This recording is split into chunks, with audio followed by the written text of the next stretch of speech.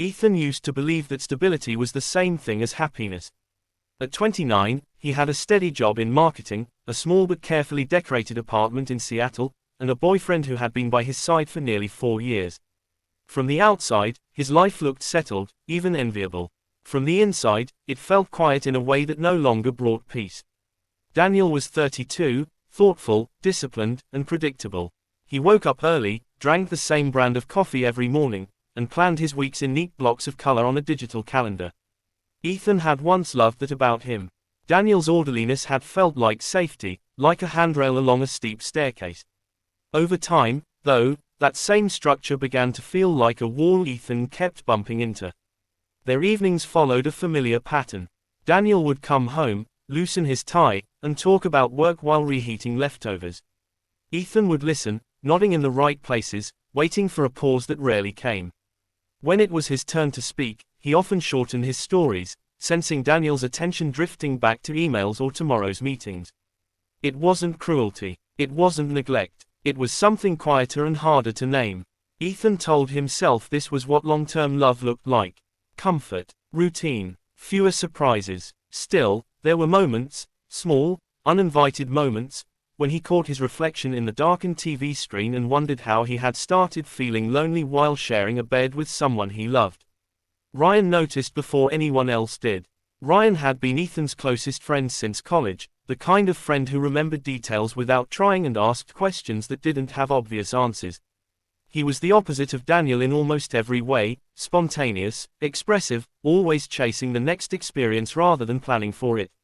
Where Daniel preferred schedules, Ryan preferred open roads. Where Daniel listened politely, Ryan listened intensely. They met most Fridays after work, usually at the same Loki bar a few blocks from Ethan's apartment. Ryan would arrive late, grinning in apology, dropping into the chair across from Ethan as if no time had passed at all. He talked with his hands, laughed too loudly, and made Ethan feel seen in a way that felt effortless. "You okay?" Ryan asked one evening, tilting his head as Ethan stirred his drink without taking a sip. Ethan shrugged. "Yeah, just tired." Ryan didn't push, but his eyes lingered, thoughtful. That look stayed with Ethan long after they said goodbye. At home, Daniel was already asleep when Ethan slipped into bed. He lay there, staring at the ceiling, replaying the question in his head. "You okay?" It wasn't a complicated sentence, yet it felt heavier than it should have. Ethan realized that no one had asked him that so directly in a long time. Weeks passed, and the distance between what Ethan felt and what he said grew wider. Daniel talked about future plans, a possible move, saving for a house, maybe even marriage someday. Ethan nodded along, meaning every agreement in theory, but feeling something hesitate inside him each time the future became too clearly defined. One Sunday afternoon, Ryan called with an idea. "I need to get out of the city," Ryan said. "Just for a few days. No work, no noise. You should come with me." Ethan hesitated. He pictured Daniel's raised eyebrow, the brief pause before he said it was fine. A few days sounded harmless, almost necessary. Friends took trips together all the time. There was nothing wrong with that. When Ethan mentioned it that evening, Daniel looked up from his laptop and smiled. "You should go," he said. "You've been stressed. It'll be good for you." The ease of Daniel's approval surprised Ethan. He had expected questions, maybe concern. Instead, Daniel returned to his screen, already absorbed again. The moment passed too quickly, leaving Ethan with a strange mix of relief and disappointment. As the trip approached, Ethan found himself thinking about it more than he admitted. He imagined long drives, unfamiliar places, conversations without clocks attached to them. He told himself it was about rest, about clearing his head. He didn't tell himself what he secretly hoped for, because naming it might make it real. The night before they left, Ethan packed carefully, folding clothes with unnecessary precision. Daniel stood in the doorway, watching him with an affectionate smile. "Text me when you get there," Daniel said. "I will," Ethan replied, meaning it. After Daniel went to bed, Ethan sat alone on the edge of the mattress, his phone resting in his hand. A message from Ryan lit up the screen. "Can't wait for this. We need it." Ethan stared at the words longer than necessary. Something about them made his chest tighten, not with fear, exactly, but with awareness. He realized that the trip wasn't just an escape from routine. It was an opening, a pause in the life he had been coasting through. As he turned off the light, Ethan understood that nothing had happened yet, but something already had. And once that understanding settled in, it refused to let him sleep. The drive out of Seattle felt like a slow exhale.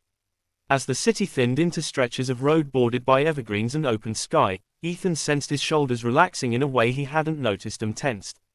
Ryan drove with one hand on the wheel and the other drumming lightly to the music, his mood buoyant, almost contagious. He talked about nothing and everything, work frustrations, half-formed plans, places he still wanted to see. Ethan listened, surprised by how easily he slipped into the rhythm of their conversation. They stopped at a roadside cafe just before noon, the kind with mismatched chairs and a chalkboard menu. Over coffee and sandwiches, Ryan studied Ethan with a familiarity that felt both comforting and unsettling. "You seem lighter already," Ryan said. "Maybe I just needed to leave," Ethan replied, then paused, realizing how true it sounded. By late afternoon, they reached the small coastal town Ryan had chosen. It was quiet in a deliberate way, as if it had decided not to compete with louder destinations. Their rental was a modest cabin overlooking the water, clean and spare, with wide windows that let in the pale, shifting light. There was nothing to distract them, no television, no unreliable cell service. Ethan told himself that was part of the appeal. They unpacked without much discussion, moving around each other with an ease earned over years of friendship. Ryan opened the windows, letting in the salty air, while Ethan set their bags down and took in the view. The ocean stretched out endlessly, calm but watchful. It made him feel small, and strangely relieved by that. That evening, they walked along the shoreline as the sun dipped low. Their shoes hung from their hands, sand cool beneath their feet. Ryan talked about how rare it felt to slow down, to exist without an agenda. Ethan nodded, thinking of Daniel and his carefully mapped future. The contrast pressed in on him, subtle but persistent.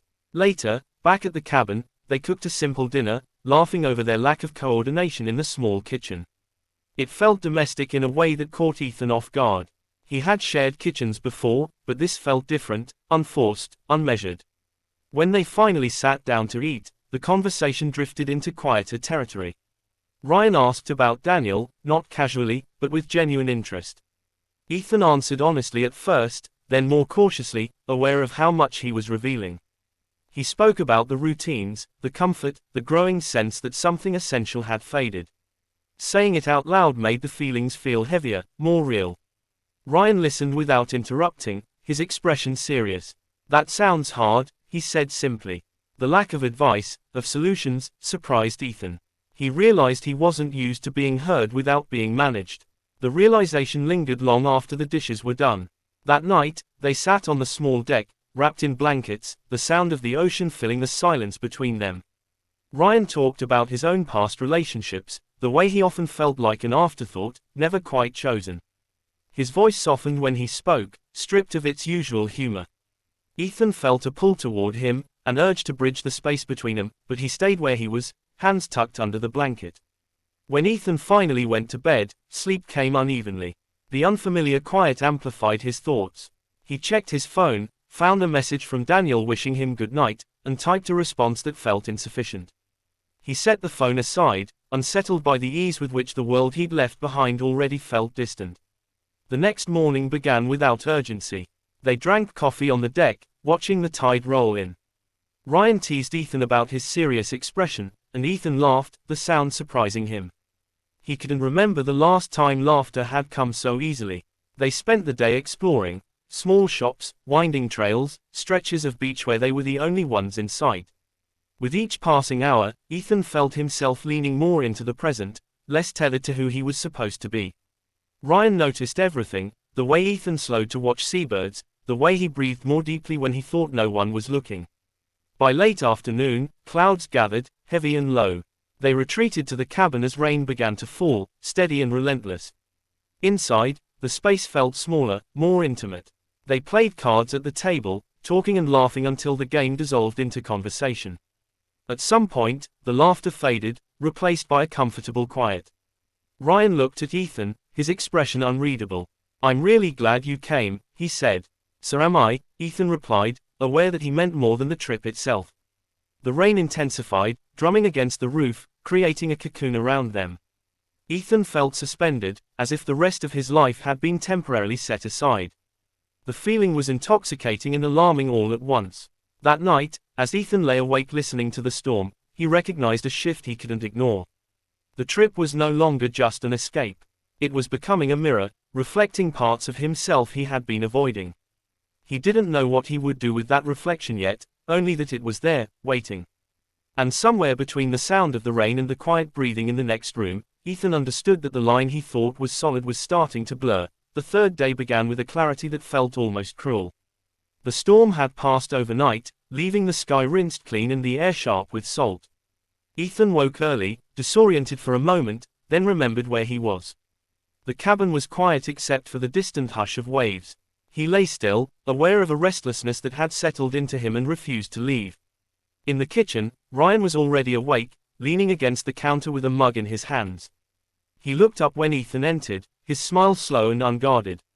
"Couldn't sleep," Ryan said, as if explaining something ordinary. "Me neither," Ethan replied. The admission felt heavier than it should have. They drank their coffee without speaking much, watching light spill across the water through the wide windows. The silence between them no longer felt empty. It felt charged, as though words were lining up just beneath the surface, waiting for permission. Later, they set out on a trail that wound along the cliffs. The path was narrow in places, forcing them to walk close. Ethan became acutely aware of Ryan's presence, the sound of his breath, the warmth of his shoulder when the trail tightened. He told himself it meant nothing, that closeness was inevitable on paths like this. Still, he didn't step away when there was room. They stopped at an overlook where the land dropped sharply into the sea. The view was breathtaking, expansive enough to make everything else feel temporary. Ryan sat on a flat rock, pulling his jacket tighter against the wind. Ethan joined him, their knees almost touching.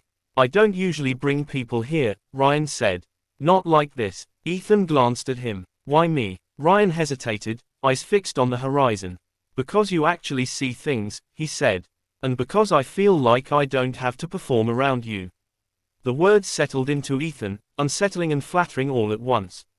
He thought of Daniel, of how much of their life now felt like a series of roles they played well but rarely questioned. He didn't say that aloud. Instead, he nodded, unsure how to respond without crossing a line he was already standing too close to.